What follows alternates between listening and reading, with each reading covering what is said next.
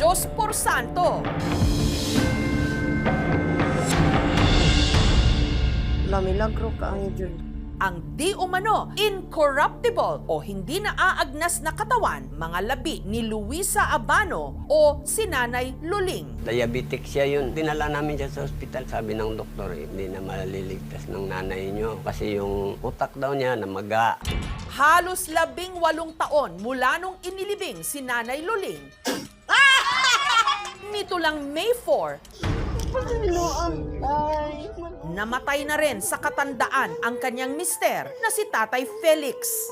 Ang huling hiling daw nito, ilibing siya sa puntod din ng kanyang misis. Gusto talaga niya na doon siya sa nanay ko. Isasama, mahal na mahal niya yung nanay ko. Kaya dapat silang dalawa doon sa libingan. Kaya isang araw bago ang libing ni Tatay Felix, ipinahukay ni